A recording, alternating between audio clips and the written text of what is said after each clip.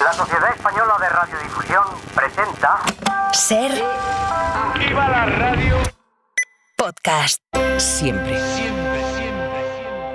Edición express de hora 25 porque en media hora empieza Carrusel Deportivo con la ida de los cuartos de final de la Champions. El Madrid se enfrenta al Manchester City en el Bernabéu. Jorge Escorial, buenas tardes. Buenas tardes, tercer enfrentamiento consecutivo en Champions entre Real Madrid y City. De momento una victoria para cada equipo. Lo más inmediato ya conocemos el 11 de Carlo Ancelotti. Javier Herrera, buenas tardes. ¿Qué tal, Esco? Con Luis en la portería, Carvajal, Tchouaméni, Rudiger, Mendy en defensa. No juega Nacho, lo esperado. Camavinga, Kroos, Valverde centro del campo. Engancha el inglés Bellingham y arriba los brasileños Rodrigo Goes, Vinicius Junior. Gracias, Javi. En el City la mayor novedad es que no juega Kevin De Bruyne, con Ortega, con Stones, Rubén Díaz, Akanji, Guardiol, Rodri, Bernardo Silva, Kovacic, Foden, Grealish y Haaland. Además, recordamos que si Bellingham, Vinicius, Camavinga o Tchouaméni ven tarjeta amarilla, se perderían en el partido de vuelta. Hoy también se juega el Arsenal-Bayern, mañana el turno del Paris Saint-Germain, Barcelona y Atlético Borussia Dortmund. Como decías, desde las 8:30 en Carrusel Deportivo con Dani Garrido. Gracias, Jorge. Es novedad, además, que les ha avanzado la SER esta tarde sobre el caso de presunta corrupción en la Federación Española de Fútbol, por el que está imputado Luis Rubiales, que tendrá que declarar a finales de abril. En la SER les estamos contando que la Liga ha pedido personarse en esta causa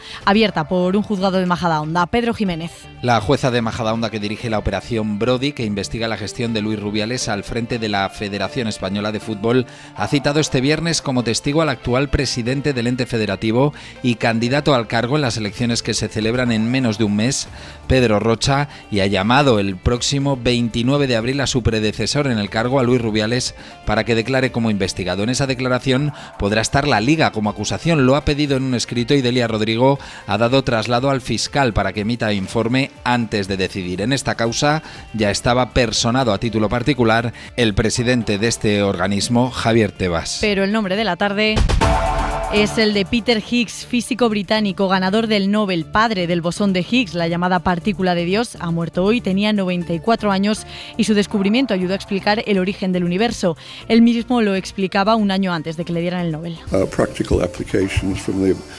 No soy capaz de decir algún uso que haga mejorar la vida cotidiana de los ciudadanos. Me refiero a que la importancia de este descubrimiento es básicamente hacernos avanzar en la comprensión de cómo funciona el mundo, y todo el mundo espera que pueda hacernos ver cómo se originó el universo en sus inicios. El científico ha muerto en su casa de Edimburgo. Adela Molina. El físico Peter Higgs predijo en 1964, al mismo tiempo que François Englert y de manera independiente, la existencia de una partícula subatómica indivisible que hace que todas las otras partículas tengan masa, y cuando le llamaron para darle el Nobel por aquello, Nobel Prize y Physique, Professor Peter Higgs. No estaba en casa, fue un vecino el que le avisó. Congratulations, my daughter phoned me from London to tell me about the award. And I said, what award? Le dieron el Nobel porque, aunque la ciencia tardó 50 años en encontrar su bosón, con el colisionador de hadrones del CERN de Suiza, finalmente en 2012 lo encontraron. Tenía una masa de 125.000 millones de electronvoltios. El bosón es desde entonces el pilar fundamental del modelo estándar, la base de toda la física. Vamos con el tiempo, Jordi Carbó. Buenas tardes. Las próximas horas la temperatura bajará rápidamente, de manera que mañana, al empezar el día, va a hacer frío con heladas en el interior de la península, especialmente en la mitad norte.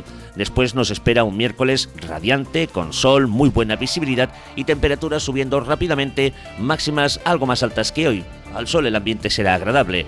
Viento fuerte todavía en el nordeste de la península, también en Baleares. Por cierto, esta noche todavía alguna tormenta en el interior de la isla de Mallorca. Y el final de semana se presenta con tardes calurosas. Empieza ahora 25. En el Congreso, donde está a punto de votarse y aprobarse la tramitación de la iniciativa legislativa popular que pide una regularización extraordinaria de la situación de cerca de 500.000 de extranjeros que viven en España sin papeles. La iniciativa la impulsan varias ONGs, también la Iglesia, y la han firmado 700.000 personas. Toda la Cámara, salvo Vox, va a votar a favor de tramitarla, también el PP y Junts, aunque lo de hoy es el primer paso del proceso. Ahora habrá que ver cómo sigue ese trámite. Nicolás Castellano, buenas tardes. ¿Qué tal? Buenas tardes, Isabel. Sí, estamos pendientes de esa votación que todavía no se ha iniciado en el Congreso de los Diputados. Era el primer punto de la tarde de este pleno del Congreso, que, como dice, va a votar a favor de admitir a trámite este martes la iniciativa legislativa popular que lleva la firma de más de 700.000 ciudadanos para regularizar a cientos de miles de inmigrantes. Y la sorpresa ha saltado porque el Partido Popular también va a apoyar esa iniciativa. También incluso Junts, así que con el voto mayoritario y solo con Vox en contra, el único que ha vuelto a aludir a argumentos como la inmigración y la delincuencia, pues finalmente esta iniciativa legislativa se pone en marcha y a partir de ahora pasará por el Congreso, por el Senado, se presentarán enmiendas, como ha anunciado el propio Partido Socialista, que recuerda que para poner en marcha una iniciativa como esta hay que consultar a Bruselas y que Bruselas no está de acuerdo con las regularizaciones masivas. Esta iniciativa ciudadana ahora mismo tiene a las puertas del Congreso a centenares de personas, de colectivos, de extranjeros y también antirracistas que pusieron esta iniciativa en marcha en el año 2021. 500.000 de personas, según estos colectivos, se encuentran en situación irregular en nuestro país. Gracias, Nico. Hasta luego. Yo creo que es capital tomar nota de esto, es capital seguir trabajando, acelerando. Primera reacción del Gobierno de la vicepresidenta Teresa Rivera tras la sentencia del Tribunal Europeo de Derechos Humanos que ha condenado a Suiza por no hacer lo suficiente para luchar contra el cambio climático. Las asociaciones ecologistas creen que esta sentencia abre una nueva vía para apretar a los gobiernos y que hagan más contra la contaminación. Informa desde Bruselas Beatriz Ríos. Sí, esa sentencia es además el culmen de una larga lucha, la de una asociación con una media de edad de 73 años, las Ancianas Suizas para la Protección del Clima, que empezaron siendo 150 y hoy son más de 2.000. Su denuncia contra el Estado suizo se remonta hace 8 años. Se personaron como víctimas de la inacción del gobierno para luchar contra el cambio climático. Alegaban que son las personas mayores el colectivo al que más afecta una de sus principales consecuencias, el aumento de las temperaturas. Y por lo tanto denunciaban que esa inacción suponía una violación de sus derechos a la salud y a la vida. Hoy el tribunal les da la razón. Aunque no las considera víctimas, sí sentencia que Suiza no está haciendo lo suficiente ni para establecer límites claros en sus emisiones ni para reducirlas, y que esto, en una amplísima interpretación del mismo, viola efectivamente su derecho a la vida privada y familiar. Y después de la sentencia, la celebración de las abuelas por el clima. Y también la euforia de las organizaciones ecologistas. En Hora 14 ha estado Inés Díez, que es el fin de una lucha o el principio de otra. Es responsable jurídica de Greenpeace. El día de hoy nos abre la vía de poder continuar en el Tribunal Europeo de Derechos Humanos. Todos coinciden en que si Suiza ha violado los derechos humanos de las personas mayores al no tomar medidas suficientes contra el cambio climático, también lo han hecho los demás países de la Unión. Irene Rubiera es portavoz de Ecologistas en Acción. Después de este precedente europeo, el activismo jurídico por el clima será imparable. Es un paso necesario para exigir responsabilidades a quienes no hacen lo suficiente, desde los gobiernos a las empresas. Y en esa misma línea ha hablado la ministra Teresa Rivera. Y esto es algo que interpela en primera instancia a los gobiernos, pero también a las grandes corporaciones. Por eso asegura, el Gobierno de España está concienciado con este problema y cumpliendo poco a poco sus objetivos. Información de Javier Ruiz Martínez. De la política, y después de que Aragonés tuviera ayer en el Senado una tribuna de excepción en plena precampaña catalana, hoy ha sido Puigdemont el que ha querido acaparar titulares. El expresidente asegura que dejará la política si no lo vuelven a elegir al frente de la Generalitat. Yo no puedo hacer política activa si no tengo la responsabilidad de la presidencia. Ironiza sobre esto el Gobierno María Jesús Montero hace unos minutos en los pasillos del Senado. Pues yo creo que va a tener muchas posibilidades de que así ocurra, ¿no? Porque al final estoy convencida de que será Salvador Illa quien gane las elecciones. Palabras de Montero, que también ha acusado al PP de emponzoñar la vida política por seguir amenazando con llamar a la mujer de Sánchez a declarar en la comisión de investigación del caso Koldo. La portavoz de los populares en el Senado, Alicia García, ha hablado esta tarde durante la sesión de control de Begoña Gómez como especialista en captación de fondos. Pida al señor Sánchez que dé explicaciones ante todos los españoles, porque si no, tendrá que venir la especialista en captación de fondos a la comisión de investigación del Senado y el único responsable es el presidente del Gobierno. ¿Sabe lo que le pasa, señora García? Que como no tienen ustedes ninguna prueba, ningún indicio ni nada, siguen ustedes haciendo provocaciones e intentando emponzoñar la vida pública. Dedíquense a hacer una oposición constructiva. Hora 25. Isabel Villar. La guerra está ahí, lo ha dicho Josep Borrell hoy al plantear un fondo europeo común con el que habría que financiar, según el jefe de la diplomacia europea, la defensa de la Unión. Habla Borrell de construir un pilar europeo dentro de la OTAN ante la posibilidad de que las elecciones de noviembre en Estados Unidos cambien el tablero, de que Trump las gane. La guerra está ahí, no va a empezar mañana, pero no podemos negar la realidad. Y la realidad es que la creciente competición entre las grandes potencias, conflictos de alta intensidad entre estados, son una parte de nuestra realidad. Estamos viviendo un momento muy importante en la creación de la Unión Europea. porque la guerra, ciertamente, se avecina en el horizonte y esto no es un asunto menor. Sobre Gaza, el presidente del gobierno, Pedro Sánchez, sigue dando pasos para sumar apoyos europeos al reconocimiento de Palestina, que le impulsa. Este viernes empieza en Noruega una gira de reuniones con líderes comunitarios para buscar su respaldo y que la decisión se tome cuanto antes. En paralelo, el Ejecutivo presiona a Feijóo para que se posicione sobre un asunto que incomoda al líder del PP ante su silencio y aún resonando las palabras de Aznar, que dijo la semana pasada que reconocer algo que no existe es absurdo. La portavoz Pilar Alegría aprieta al jefe de la oposición. En estos momentos no sabemos qué piensa el Partido Popular sobre el reconocimiento de Palestina como Estado. Las palabras más claras que hemos oído ha sido la posición del señor Aznar. A partir de ahí, titubeos de los distintos portavoces del Partido Popular y silencio absoluto por parte del señor Feijóo. El portavoz popular Tellado habla de la gira de Sánchez como una ocurrencia. La posición del Partido Popular es la oficial de España y es la de los socios de la Unión Europea. Reconocimiento de un Estado palestino junto a Israel en convivencia y en paz. Y cualquier otra ocurrencia del señor Sánchez forma parte de esa estrategia de convertirse en líder internacional, toda vez que cada vez le cuesta más trabajo salir a la calle sin ser abucheado.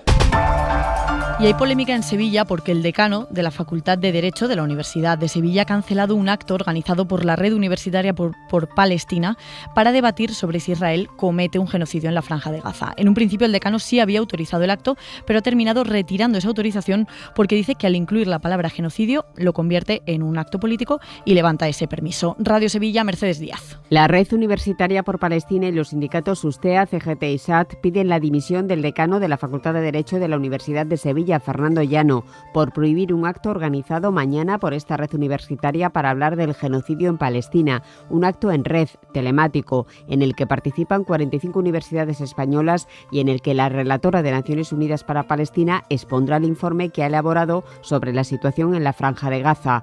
El decano lo autorizó cuando un profesor reservó un aula para hablar de la crisis humanitaria en Oriente Medio, pero ayer, después de leer en los carteles la universidad ante el genocidio, llamó a uno de los organizadores y le dijo que en Derecho no tienen cabida los actos políticos. Así que será en la Facultad de Psicología. María José Lera es una de las profesoras que coordina esta conferencia. El argumento era que no se podía hablar de genocidio en una universidad y que era un acto político. Primero, no es un acto político y segundo, la universidad sí es un espacio de debate para el genocidio. Pero hemos reclamado ahora, estamos reclamando la dimisión del decano. Es que nos parece una situación realmente aberrante, ¿no? Los organizadores le piden ahora al rectorado de la Hispalense que abra un expediente sancionador al decano, que no quiere hacer declaraciones. Y es inédita la condena esta tarde en Estados Unidos a los padres de un chico que perpetró una matanza en su instituto, mató a 4 compañeros y ahora condenan a su padre y a su madre por homicidio involuntario, por el que van a estar como mínimo 10 años en la cárcel. Están condenados por no hacer lo suficiente para impedir que este chico asesinara a esos 4 compañeros. Joan Jimeno, buenas tardes. Buenas tardes. Es una sentencia que sienta precedente sobre la responsabilidad de los padres en este tipo de matanzas. Están condenados por no evitar que su hijo de 15 años matara a 4 compañeros e hiriera a otros 7 en el colegio en noviembre de 2021. El padre le regaló la pistola al niño unos días antes del tiroteo como un regalo anticipado de Navidad. La madre compró las balas y le llevó a un campo de tiro a practicar. También obviaron la alerta del propio colegio, que la misma mañana de la matanza llamó a los padres para advertirles de que el niño había hecho varios dibujos violentos en clase. Uno de ellos un dibujo de una pistola negra y un cuerpo acribillado a balazos. Los padres, que ya llevan 2 años en la cárcel en prisión provisional, han dicho en todo momento que no pudieron prever tal nivel de violencia de su hijo. La madre llegó a declarar que veía al niño como un crío bueno y tranquilo, incapaz de hacerle daño a nadie. El chico está condenado a cadena perpetua. Y todavía en Estados Unidos, en Arizona, el Tribunal Supremo del Estado acaba de dar luz verde a recuperar una ley de hace 160 años para prohibir el aborto en prácticamente todas las circunstancias. La ley es de 1864 y la justicia permite ahora volver a activarla. Joe Biden, el presidente, acaba de decir que estamos ante una prohibición cruel, extrema y peligrosa. Alejandro Becerra. La Corte Suprema de Arizona le dice al Estado que debe adherirse a una ley de hace 160 años, incluso antes de que existiera el Estado de Arizona, y por lo tanto prohíbe todas las opciones para abortar, con solo una excepción, que esté en peligro la vida de la persona gestante. Esa misma ley supone penas de prisión de entre 2 y 5 años de cárcel para quienes quieran practicar abortos. Esta decisión es la última de una guerra que se abrió por el aborto en 2022. Cuando miles de personas salieron a las calles después de que el Tribunal Supremo del país derogara la protección efectiva del aborto. A partir de entonces, cerca de 24 estados han prohibido o limitado ese derecho. Biden, en un comunicado, dice que la ley es cruel y que intentarán en el Congreso aprobar una norma que restaure el derecho al aborto. Y en Tailandia ha empezado ya el juicio a Daniel Sancho por matar y descuartizar al cirujano Edwin Arrieta. Hoy, primera sesión en la que han declarado 4 testigos y poco más sabemos, porque el tribunal ha prohibido que se difundan los detalles de la vista. El juez amenaza a la fiscalía y a los abogados incluso con cárcel si hay filtraciones. Victoria García. El abogado de la familia de Edwin Arrieta, Juan Gonzalo Ospina, es quien ha facilitado algunos datos de lo que ha ocurrido dentro de la sala y cómo apareció Daniel Sancho. Muy seguro de sí mismo, no ha mostrado ni hemos visto que tuviera ninguna sensación de arrepentimiento.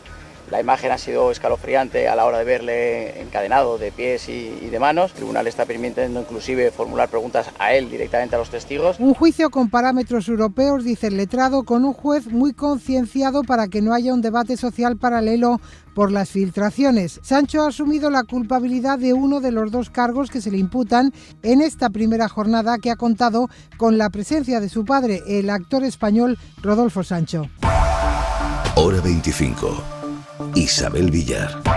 Las denuncias de agresiones sexuales a menores se han disparado más de un 55% en los últimos 5 años, según datos de la Fundación ANAR, que gestiona el teléfono de atención a víctimas. La inmensa mayoría son chicas, el 78%, muchas no denuncian y en el 80% de los casos conocen a su agresor. Mariola Lurido. Sí, 8 de cada 10 agresores son de su entorno, la mitad familiares, tío, primo, hermano, abuelo y en casi un tercio de los casos el propio padre o la pareja de la madre. El 60% de las familias falla a las niñas y adolescentes, como explica Diana Díaz, psicóloga y directora de las líneas de ayuda de ANAR. Hemos encontrado negligencia o falta de actuación, miedo a que a la menor de edad víctima se la revictimice, negación, incluso más grave. Culpamos a la propia menor de edad y justificación del agresor. 3 de cada 10 víctimas no denuncian y el 70% no recibe tratamiento psicológico. Las manadas son ya el 11% y en 1 de cada 100 casos había sumisión química. Y otro de los sonidos del día está en Valencia. ¡Haz la cola!